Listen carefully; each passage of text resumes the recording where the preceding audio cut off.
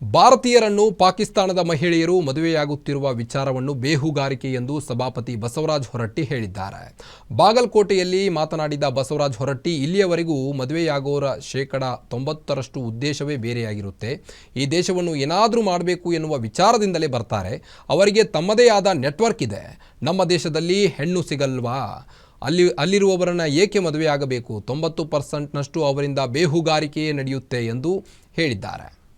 ಹೆಣ್ಣು ಸಿಗುದಿಲ್ಲ, ನಮ್ದೈತ ಗಂಡು ಸಿಗುದಿಲ್ಲ, ಅಲ್ಲಿ ಅವ್ರನ್ನ ಯಾಕೆ ಮಾಡ್ಕೋಬೇಕು?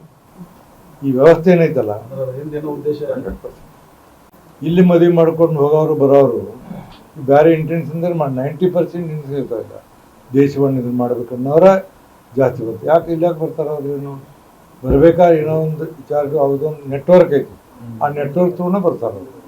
1% 2% ಏನಾದ್ರು ಇರ್ಬೋದು. ಬಟ್ ಯಾಕಪ್ಪ ನಮ್ಮ ದೇಶದಾಗ ಯಾರು ಹೆಣ್ಣು ಸಿಗುದಿಲ್ಲ, ನಮ್ಮ ದೇಶ ಗಂಡು ಸಿಗುದಿಲ್ಲ, ಅಲ್ಲಿ ಅವ್ರನ್ನ ಯಾಕೆ ಮಾಡ್ಕೋಬೇಕು? ಈ ವ್ಯವಸ್ಥೆ ಏನೈತಲ್ಲ, ಉದ್ದೇಶ